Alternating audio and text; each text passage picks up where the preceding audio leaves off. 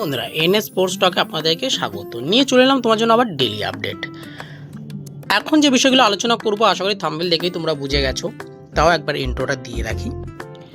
আজকে কিন্তু তোমাদেরকে সবথেকে বড় একটা গুরুত্বপূর্ণ বিষয় জানাবো যে ইস্ট বেঙ্গলে কিন্তু তোমাদেরকে গতকালই জানিয়েছিলাম যে একটা প্লেয়ার আসতে চলেছে, ইন্ডিয়ান ডোমেস্টিক প্লেয়ার।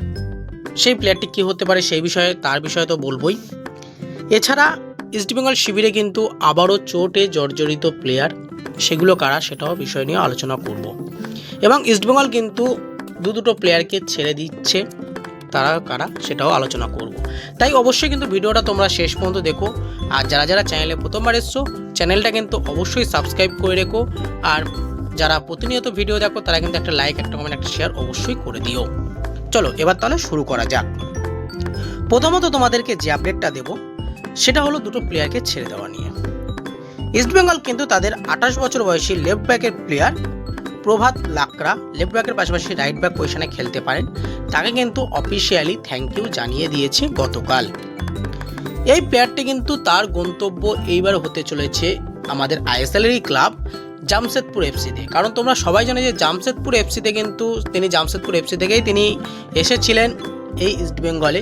সেই জামশেদপুরেই কিন্তু আবার তিনি ফিরে গেলেন, সেখানটায় গিয়েই কিন্তু তিনি কন্টিনিউ করতে চলেছে। এখনও পর্যন্ত যতটুকু আপডেট আছে যে 2 বছরের চুক্তিতে কিন্তু এই জামশেদপুরে সাইনিং করতে চলেছে প্রভাত লাকড়া। দেখা যাক শেষ পর্যন্ত কী হয়, সেদিকে তো অবশ্যই আমাদের নজর থাকবে। এবার আবারও বলি, প্রভাত লাকড়ার কাছে কিন্তু আরও ক্লাবের অফার আছে। যদি তিনি অন্য কোনো ক্লাবে সাইনিং করে সেটা পুরোপুরি তার নিজস্ব বিষয়, এবং বলা যায় একটা ডিলটা হাইজ্যাকও হয়ে যেতে পারে। তাহলে ঠিক আছে, প্রভাত লাকড়া কিন্তু এখনও পর্যন্ত জামশেদপুরের দিকে তার ডিলটা বেশি ঝুঁকে আছে।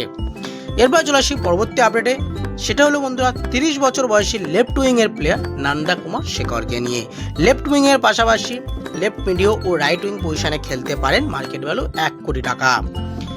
এই প্লেয়ারটি তোমাদেরকে 2 দিন আগের ভিডিওতে আমি জানিয়েছিলাম যে এই প্লেয়ারটির কাছে ইস্টবেঙ্গল একটা অফার পাঠিয়েছে, কিন্তু এখনও পর্যন্ত সাইনিং করেনি। তিনি ভেবে দেখছেন যে গেম টাইমটা তিনি ঠিকমতো পাবেন তো ইস্টবেঙ্গলে, কারণ তার জায়গায় কিন্তু অনেকগুলো সাইনিং হয়ে গেছে এই মরশুমে।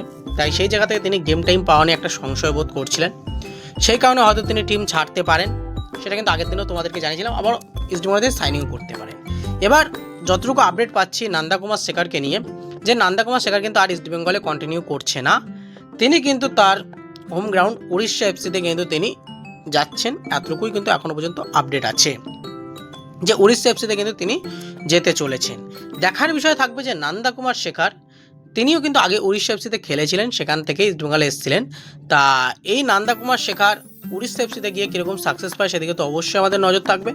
তোমাদের কি মতামত, নন্দা কুমারকে কি ছেড়ে দিয়ে ভালো করলো? কারণ নন্দা কুমার যেগুলো গুরুত্বপূর্ণ ম্যাচ, ডার্বির মতো ম্যাচে কিন্তু তিনি গোল করে ম্যাচটা জিতিয়ে দিয়েছিলেন। সেই ইস্টবেঙ্গলের একটা খুবই পুরনো গান আছে যে নন্দা 3টে চা 5টা করে দাও, সেই গানের সঙ্গে কিন্তু তিনি প্রত্যেকবার মিলিয়েও দিয়েছিলেন। তা যাই হোক, এই প্লেয়ারটি কিন্তু খুবই, আমার মনে হয় যে একটা ক্রুশিয়াল টাইমে কিন্তু খুব ভালো মতো জ্বলে উঠতো। তা যাই হোক, শেষ পর্যন্ত তিনি ছেড়ে দিলেন ইস্টবেঙ্গল। তিনি কিন্তু তার পরবর্তী গন্তব্য হতে চলেছে উড়িষ্যা এফসি। দেখা যাক সেখানটায় গিয়ে তিনি কীরকম পারফরমেন্স দেয়, সেদিকে অবশ্যই আমাদের নজর থাকবে। এরপর চলে আসি ইস্টবেঙ্গলের একটু চোট আঘাত জর্জরিত কথা নিয়ে। প্রথমত তোমাদেরকে যে প্লেয়ারটির নাম বলবো তিনি হলেন এই মরশুমের নতুন সাইনিং দানিশ ফারুক। এই দানিশ ফারুক গতকাল অনুশীলনের সময় কিন্তু তিনি চোট পান, এবং চোট পেয়েই কিন্তু সঙ্গে সঙ্গেই তাকে সাইডলাইন করে দেওয়া হয়। সেখানটায় তিনি খানিকক্ষণ তার যে যারা ফিটনেস কোচ আছে তারা দেখছিল, দেখার পরে কিন্তু তাকে ওখান থেকে বার করে নিয়ে যাওয়া হয়। এবার যতটুকু এখনও পর্যন্ত জানা যাচ্ছে যে খুব বেশি সিরিয়াস না হলেও কিন্তু হাবাস কোনোভাবে রিস্ক নিতে চাইছে না। এই প্লেয়ারটি কিন্তু ডার্বি ম্যাচ মিস করতে চলেছে বলে এখনও পর্যন্ত আপডেট আছে। এবার যেহেতু ভারতীয় প্লেয়ার নিয়েই আমরা খেলতে লাগছি, সেক্ষেত্রে ভারতীয় প্লেয়াররাও যদি চোট আঘাত শুরু হয়ে যায়, খুবই সমস্যার বিষয় কিন্তু এটা হতে পারে। শুধু কি দানিশ ফারুক? একদমই নয়, আরও একটি প্লেয়ার আছে, তিনিও কিন্তু নতুন সাইনিং, তিনি হলেন বরিস সিং। এই বরিস সিংও কিন্তু গতকাল তিনিও কিন্তু চোট পান একই সাথেই। তা এই বরিস সিংও কিন্তু যতটুকু জানা যাচ্ছে বরিস সিংও ডার্বি ম্যাচ মিস করতে চলেছে। দেখার বিষয় থাকবে যে তারা কত তাড়াতাড়ি রিহ্যাব করতে পারে, কারণ তোমরা সবাই জানো যে যেহেতু ফরেনার একজনই আমাদের ভারতে এখনও পর্যন্ত এসছে, ড্যানি র্যামিরেজ, তাছাড়া আর কেউ আসেনি। কিন্তু আজকে সকাল 8টায় আসার কথা ছিল মোহাম্মদ রাশিদের, কিন্তু এখনও পর্যন্ত তার আমরা কোনো খবর পাইনি। পেলেই তোমাদেরকে সাথে সাথে জানিয়ে দেবো। দেখার বিষয় থাকবে যে এই ড্যানি র্যামিরেজ তাকে ডুরান্ড কাপের প্রথম ম্যাচে আমরা দেখতে পাই কিনা, কারণ তিনিও কিন্তু হুঁশিয়ারি দিয়েছেন যে তিনিও ডার্বি ম্যাচ জিততে চান। পুরোপুরি তার 100% তিনি কিন্তু ডার্বি ম্যাচে উজাড় করে দেবেন। তাই সেই জায়গা থেকে হয়তো কোচ তিনি আশ্বস্ত করেছেন তাকে যে হ্যাঁ তিনি ডার্বি ম্যাচের স্কোয়াডে থাকছে, সেই কারণে হয়তো কথাগুলো বলছে। কারণ গতকাল তিনি কলকাতায় আসার পরেই, গতকাল রাতে কলকাতা আসার পরেই তিনি কিন্তু তার ক্লান্ত শরীর নিয়েও বিকালে তিনি চলে এসেছিলেন অনুশীলন মাঠে, তিনি অনুশীলন করেছিলেন, হালকা পাতলা গা ঘামিয়েছিলেন, তারপর কিন্তু তিনি আবারও ফিরে যান। তা যাই হোক, আজ থেকে আশা করছি ড্যানি র্যামিরেজও খুব ভালো মতো অনুসরণ করবেন। আর এই যে দুজন চোট হয়েছে এদের ক্ষেত্রে আমরা হয়তো খুব তাড়াতাড়ি রিহাব সেশন দেখবো এবং তাড়াতাড়ি স্কোয়াডে ফিরে আসতে আমরা দেখবো। দেখা যাক দানিশ পারুক ও বরিস সিং কত তাড়াতাড়ি ফিরে আসে মেন টিমের সঙ্গে। এরপর চলে আসি যে নতুন যে প্লেয়ারটি আসতে চলেছে সেই প্লেয়ারটিকে। প্রথমত বলি প্লেয়ারটি জাতীয় দলের প্লেয়ার, 25 বছর বয়সী সেন্টার ব্যাকের প্লেয়ার, ইন্টারকাশির প্লেয়ার নরেন্দ্র গেহলট। এই প্লেয়ারটি কিন্তু হাবাসের তত্ত্বাবধানে খেলেছে, আর হাবাস কিন্তু এই প্লেয়ারটিকে চাইছে। কারণ তোমরা সবাই জানো যে আনোয়ার আলীর কেসটা কী হবে এখনও কিন্তু কেউ জানে না। তাই সেই আনোয়ার আলীর কেসের জন্যই কিন্তু ইস্টবেঙ্গল একটা ব্যাকআপ অপশান হাতে রাখতে চাইছে, সেন্টার ব্যাকের অপশান, সেটা কিন্তু নরেন্দ্র গেহলট। সেন্টার ব্যাকের পাশাপাশি তিনি রাইট ব্যাক ও লেফট ব্যাক পজিশনে খেলতে পারেন। মার্কেট ভ্যালু 80 লক্ষ টাকা। তিনি কিন্তু তার ক্লাব ক্যারিয়ারে 111টা ম্যাচ খেলেছেন, তার মধ্যে কিন্তু 78টা ম্যাচ খেলেছেন আইএসএলে। এবার এই প্লেয়ারটি কিন্তু 4টে ম্যাচ অলরেডি খেলে ফেলেছেন জাতীয় দলের হয়ে, সেখানটা একটি গোলও রয়েছে তার। তা সেই জায়গা থেকে নরেন্দ্র গেহলটের সঙ্গে কিন্তু একটা জোর কদমে কথাবার্তা চলছে বলে এখনও পর্যন্ত জানা গেছে। এখনও যে ডিলটা পুরোপুরি ডান হয়ে যাবে এমন কথা বলার জায়গায় আসেনি।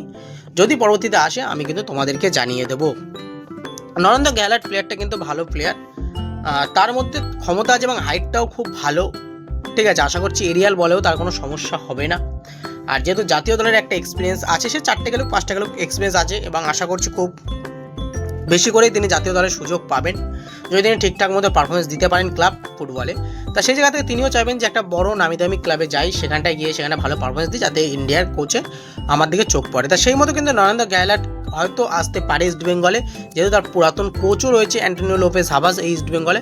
সেক্ষেত্রে তারা হয়তো সেই দিকটা বিবেচনা করে তিনি হয়তো আসতে পারেন। দেখা যাক শেষ পর্যন্ত কী হয়। কিন্তু নরেন্দ্র গেহলট যদি ইস্টবেঙ্গলে আসে, ইস্টবেঙ্গলের জন্য কিন্তু একটা বড় সাইনিং হতে পারে এই নরেন্দ্র গেহলট।